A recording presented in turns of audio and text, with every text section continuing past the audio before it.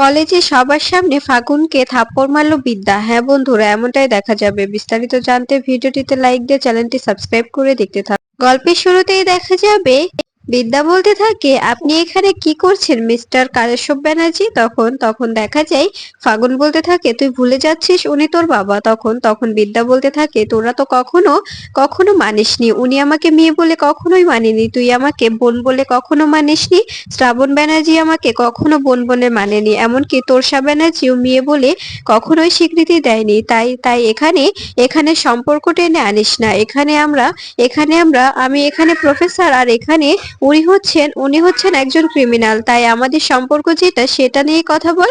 এখানে এখানে সম্পর্ক টেনে আনিস না, তাই না মিস্টার কাশ্যপ ব্যানার্জি?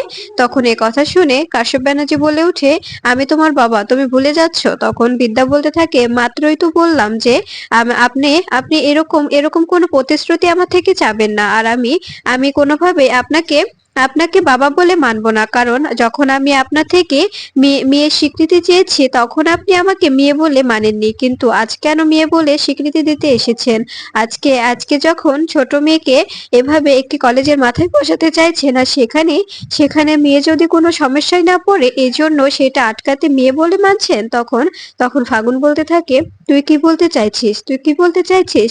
তুই যত চেষ্টা করিস আমরা আমরা কলেজটা অবশ্যই ভেঙে দেবো। ঠিক তখনই তখনই দেখা যায় প্রফেসর এস এম বলতে থাকে, প্লিজ আপনারা আপনারা নিজেদের পারিবারিক কলহের কারণে এভাবে এভাবে আমাদের কলেজটাকে ভেঙে গুড়িয়ে দিবেন না। এভাবে এভাবে কলেজটা ধ্বংস করবেন না। এতগুলো স্টুডেন্টদের ভবিষ্যৎ কি হবে? এতগুলো প্রফেসরদের ভবিষ্যৎ কি হবে? আপনারা আপনারা কেন বুঝতে পারছেন না বলুন তো? তখন তখন দেখা যায় বিদ্যা সবকিছু চুপচাপ করে শুনতে থাকে। আর তখনই তখনই দেখা যায় professor S M K Kashyap Banerjee বলে ওঠে, সে জাহান্নামে যাবে, তাতে আমাদের কোনো যায় আসে না। এটা এটা আমরা আমরা দেখতে চাই না। এটা তোমাদের ব্যাপার, তোমরা বুঝে নাও, কিন্তু কলেজটা আমরা অবশ্যই ভাঙবো। এখানে এখানে বড় একাডেমি তৈরি অবশ্যই হবে। এখানে এখানে অবশ্যই একাডেমি তৈরি হবে। তখন তখন বিদ্যা বলতে থাকে, প্লিজ প্রফেসর এস এম, আপনি ওনাদের সঙ্গে কথা বলবেন না। ওনাদের সঙ্গে কথা বলে কিছুই হবে না। ঠিক তখনই প্রফেসর পিসি বলে উঠে, আচ্ছা আচ্ছা প্রফেসর বিবি, আপনি একটু সাবধানে থাকবেন। আসলে বলা যায় না তো কখন কি হয়ে যায়, কখন কখন কোন দিক থেকে কোন বিপদটা ঘটে যায়, তাই বলছি সাবধানে থাকার চেষ্টা করবেন। তখন তখন এই কথা শুনে রেগে যায় বিদ্যা। বিদ্যা বলতে থাকে, তবে কি আজ থেকে আপনিও কাশ্যপ ব্যানার্জি রাজদীপ চ্যাটার্জির খাতায় নাম লেখাচ্ছেন? আর আপনিও কি এই ভাবছেন যে এই এই একাডেমিটা তৈরি হলে আপনাকে ওরা প্রফিট দেবে, এই আশায় এরকম করছেন?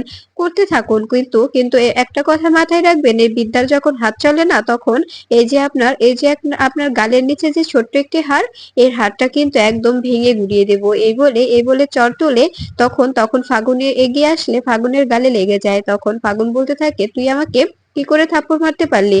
ঠিক তখনই বিদ্যা বলতে থাকে, তোর সঙ্গে পরে কথা বলছি। প্রফেসর পিসি, এই কথাটা মাথায় রাখবেন, এই থাপ্পড়টা যদি ফাগুনের গালে না লেগে আপনার গালে লাগতো তবে গালটা কোথায় যেতে পারতো আপনি কি বুঝতে পারছেন? তখন তখন দেখা যায় এই বলে বিদ্যা বলতে থাকে, আপনারা এখন থাকুন, আমি আমি আসছি। এরপরে বাড়িতে এলে তখন হৃদ বিদ্যার কাছে আসতে চাইলে তখন বিদ্যা সরে যায়। এরপরে দেখা যায় পিহু এলে তখন বিদ্যা বলতে থাকে, রাজদীপ চ্যাটার্জি আমাকেই ভালোবাসে, আমাকে ছাড়া ও কখনো অন্য মেয়ের কথা ভাবতেই পারে না। ঠিক তখনই তোষা ব্যানার্জি এসে বলতে থাকে, তুমি আমার জামাইকে ছেড়ে দাও। তখন বিদ্যা বলতে থাকে, তুমি বরং তোমার মেয়েকে ভালো দেখে একটি ছেলে দেখে বিয়ে দিয়ে